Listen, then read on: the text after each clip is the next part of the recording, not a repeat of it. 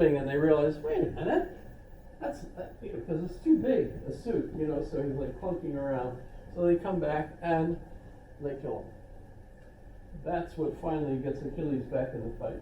They killed his cousin, so he gets back in, and of course ends up turning the tide, etc. Achilles is a hero. Why? He's like Conan in that movie. What's good? Killing your enemies. See them driven before you, hearing the lamentation of the women. I mean, that's the ethos of the culture. By the time we get to Plato and Aristotle, however, they now have a whole set of virtues that are different from that. And you get courage, you get wisdom, you get justice, and what's the fourth one? Courage, temperance, the fourth one. We still carry those virtues in our culture today, right? We added, usually you think of the 7 virtues, the other 3 come from the Christian culture, right? Hope, faith, and charity, right? Caritas. Well, here's the thing. This is progress. We think of this as ethical progress or moral progress. And what brought it about? A good question, right? We think of it as moral progress. And when we're looking at the course, we're going to go through this kind of progressive change from one philosophy to another, looking at the specific things that were considered to have really triggered that change. And they're also referred to usually as questions that kind of are intuition pumps. They make you think in a way that you didn't before. And by thinking about it, you might actually change your mind, you develop a different way of thinking.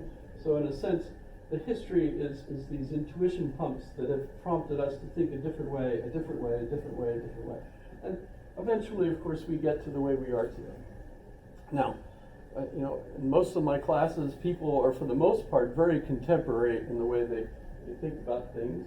But I think it still is interesting to see how we got that way.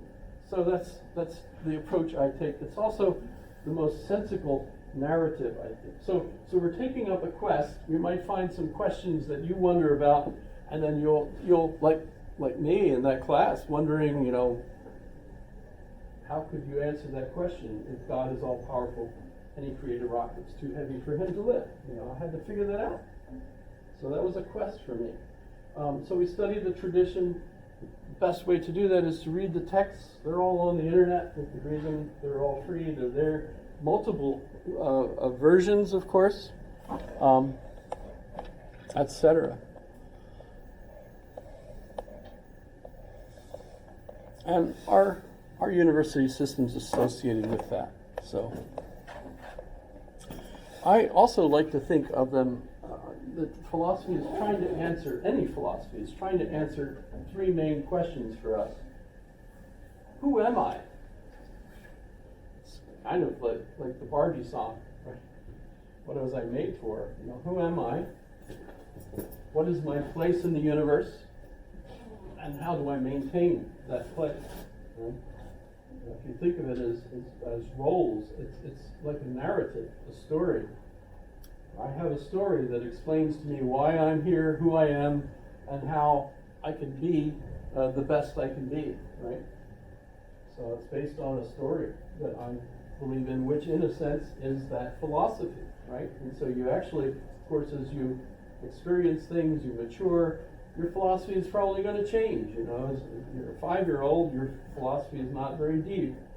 But as you get to 72, that's the age I am now, right? I get to think a lot of things that I didn't think before.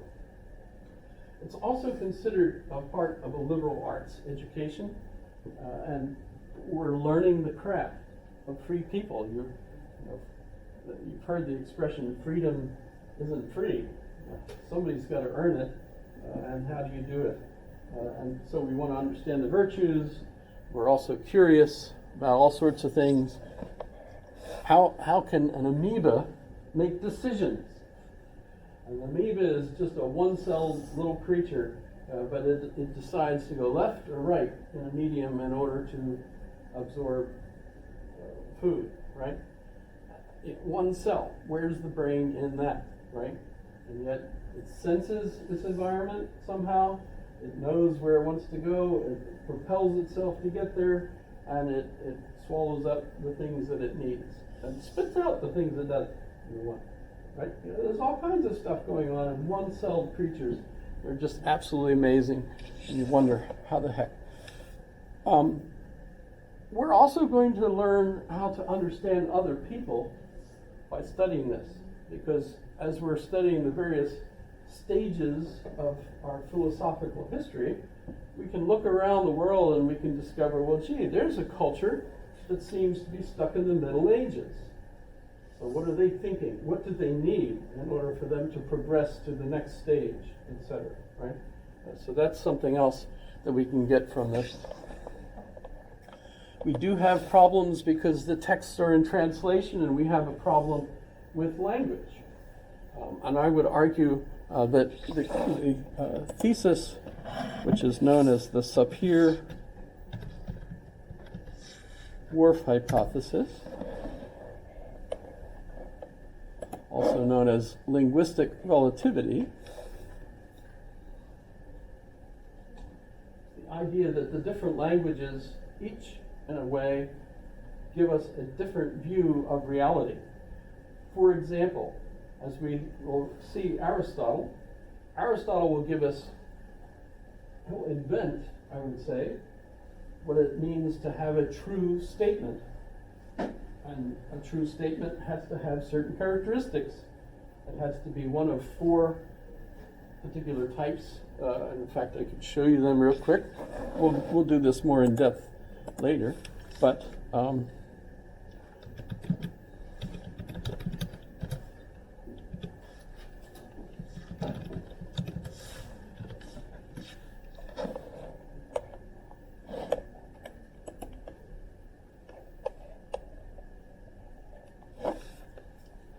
your basic 4 types of statements are all of the subject set are predicate, none of the subject set are predicate, some of the subject set are predicate, and some of the subject set are not predicate.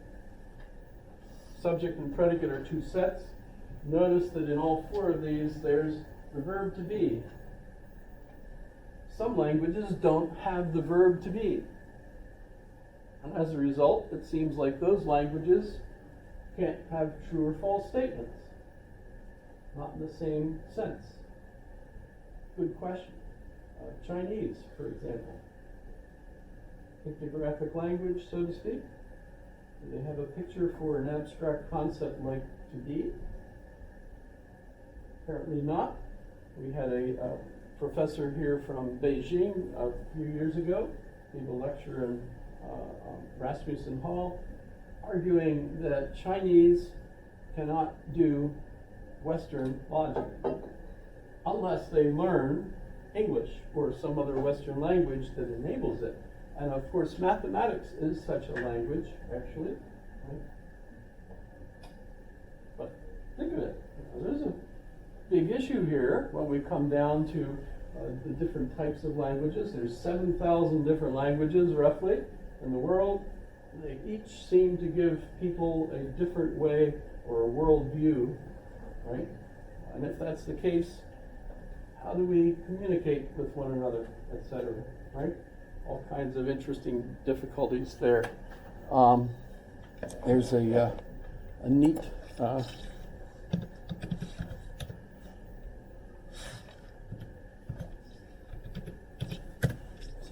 neat TED Talk.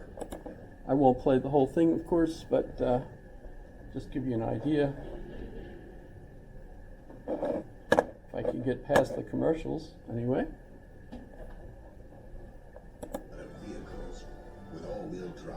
You got to run right out there and buy those vehicles, tear up Alaska.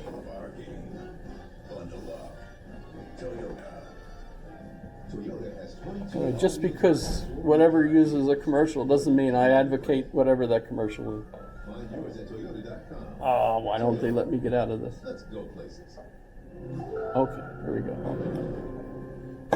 This is. So, I'll be speaking to you using language, because I can. This is one of these magical abilities that we humans have. We can transmit really complicated thoughts to one another. So what I'm doing right now is I'm making sounds with my mouth as I'm exhaling. I'm making tones and hisses and puffs, and those are creating air vibrations in the air. Those air vibrations are traveling to you, they're hitting your eardrums, and then your brain takes those vibrations from your eardrums and transforms them into thoughts. I hope that's happening. So, because of this ability, we humans are able to transmit our ideas across vast reaches of space and time. We're able to transmit knowledge across minds. I can put a bizarre new idea in your mind right now. I could say, imagine a jellyfish waltzing in a library while thinking about quantum mechanics. Okay. Now, if everything has gone relatively well in your life so far, you probably haven't had that thought before. But now I've just made you think it through language. Now, of course, there isn't just one language in the world. There are about 7,000 languages spoken around the world. And all the languages differ from one another in all kinds of ways. Some languages have different sounds, they have different vocabularies, and they also have different structures, very important and different structures. That begs the question, does the language we speak shape the way we think? Now, this is an ancient question. People have been speculating about this question for forever. Charlemagne, Holy Roman Emperor, said to have a second language is to have a second soul. Strong statement that language crafts reality. But on the other hand, Shakespeare has Juliet say, "What's in a name? A rose by any other name would smell as sweet." Well, that suggests that maybe language doesn't craft reality. These arguments have gone back and forth for thousands of years. But until recently, there hasn't been any data to help us decide either way. Recently, in my lab and other labs around the world, we've started doing research, and now we have actual scientific data to weigh in on this question. So let me tell you about some of my favorite examples. So, you're welcome to, of course, watch her. But so, I agree, it seems to me that for the most part, different languages structure a worldview that's quite different.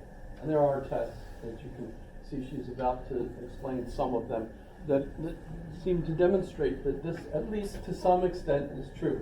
Noam Chomsky, if you're familiar with him, he's on my list of philosophers if you're interested.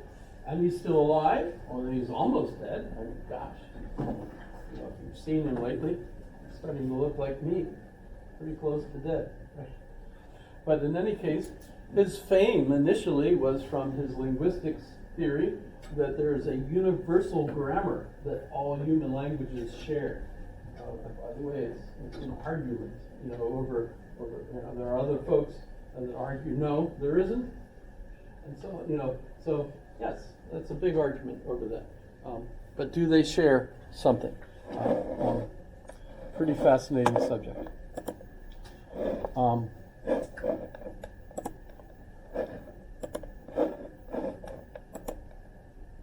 Okay, so I'm running out of time. We've only got a few more minutes left. And I forget where I was actually before that. Let's see. Well, I'll exit that. Exit that.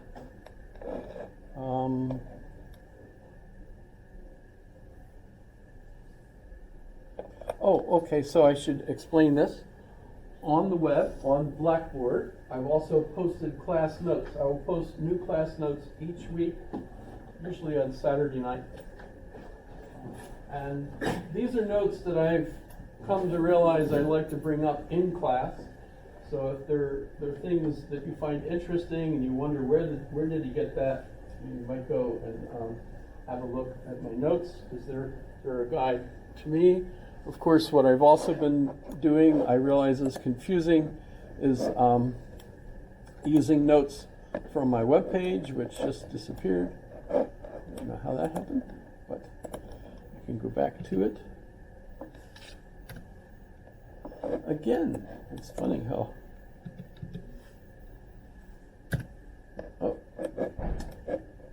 very annoying. I'm going to keep the S off of there. And so if you look, I do have notes that are what I used to use. In fact, I refer to them as slides.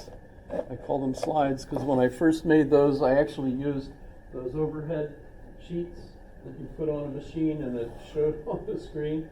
You remember that? I don't know if you've ever seen those. Passe technology. So why study philosophy? There are key issues. Translations, that's where I was. I was talking about translations. Well, we're reading, say, the Old Testament, if you're familiar with the Bible. There's some interesting studies that show that, if you're familiar with the Old Testament from the King James Version, which of course is a translation, right, that was made into English, and notice English was not a language, from that culture at all. Wasn't invented even, right? But it was translated into English by a group of translators, actually brought together by Queen Elizabeth, but she died before it was finished, and so it was King James that was the king when it became available, as far as I understand. But that was not even real English at the time. They deliberately made that seem like old English to make it feel like this is old stuff. But of course, if you're reading that, that's completely not the same cultural thing that you get from the Hebrew, for example, right? So when we see the name Adam, God created Adam, what does Adam mean? I understand that it means breath, but in a specific sense, like where he's breathing on kindling, like you're trying to light a fire. So in a sense, it's like God lighting the soul on fire of this creature, right? And so on. Adam was bored. He didn't have a companion. So, actually, in one story, he starts off with Lilith. Lilith refused to lie on the bottom. She wanted to lie on top. And so they didn't get along. And so Lilith went away, and God created Eve, who was, I guess, okay with lying on the bottom. Go figure, right? But where did Eve come from? According to the story, they pulled a curved bone from Adam while he slept. You heard the story? Yes. So what curved bone are they talking about? Isn't it a rib? Aha, that's what everybody says. Unless you're a rabbi and understand the text. Because what curved bone are all males missing?